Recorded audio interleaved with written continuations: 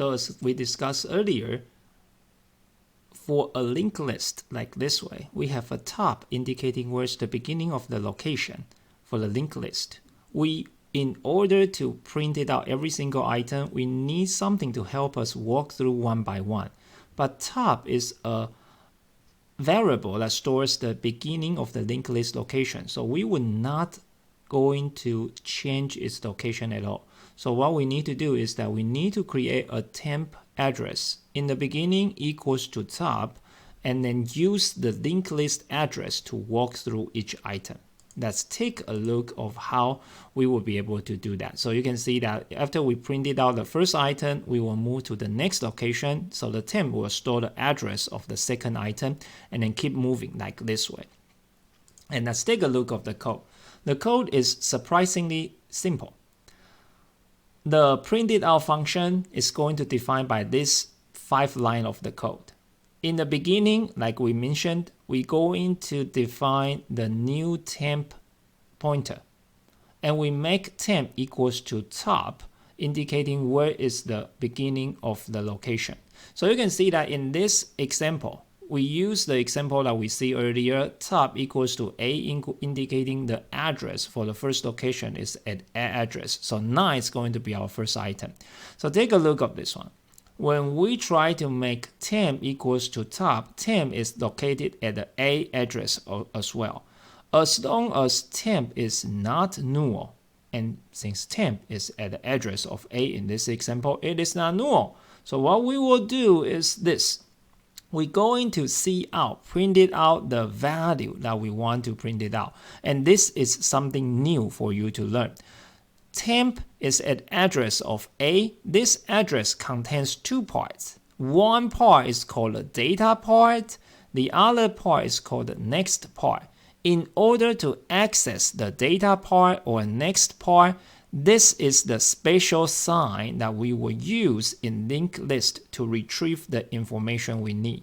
So you can see that if we do count, see out temp to the data part, and we will be able to output the value of 9. That is how we would be able to look into the item and then output the item, access the item, change the value. That is the special sign that we're going to use.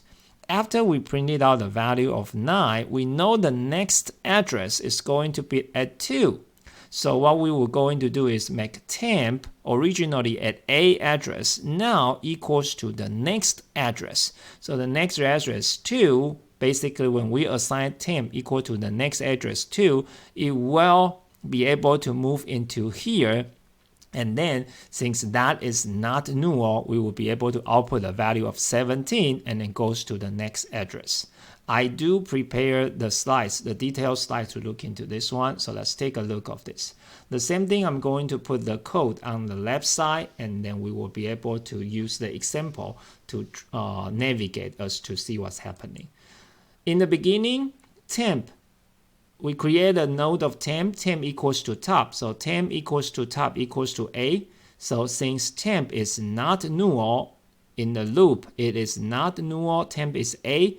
So we output the value of 9 through cout temp to the data part, and then make temp equals to the next part. So temp equals to temp to the next part. And that's what's happening for the first 4, the while loop. Now, temp is equals to 2 now. So this is not null, so we will be able to output temp to the data part, which is 17, and then goes to the next part, which is 7.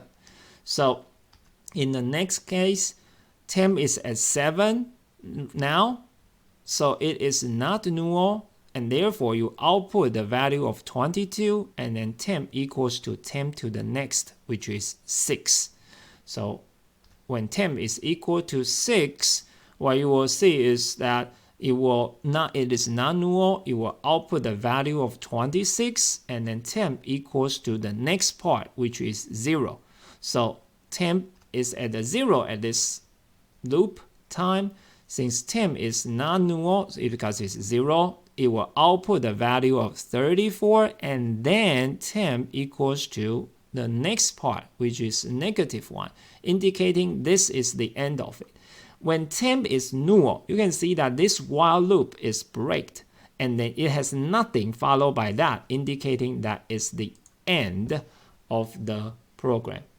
And therefore, you will be able to traverse every single item in the linked list by providing a top address, and then you will have a method to walk through each items one by one. That is the basic idea of the linked list. At this stage, you are equipped with the general idea of what a linked list is. And I want to make you guys do some practice. So I give you an assignment. Take a look of this one. This time memory is, there's much more things inside of the memory. And not necessarily all of these are related to the linked list I want you guys to look into. Because in your memory, it can be operating system, like your Windows, like your Word, like your PowerPoint programs, and that occupy some memory spaces. So not always all of these are important or related to the data that we are looking at. So the assignment is this. Please show the output of the traverse function applied to the following memory space. So this is the memory space that we have. It tells you the top as at the address of 2.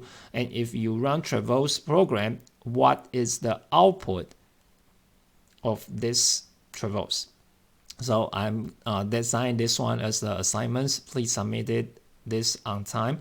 And in our next slide or next video, we will look into how do we do the insert operation, as well as how do we do delete operation in the linked list implementation for the lists. Once we finish those two functions, then basically we have finished the list implementation through linked list.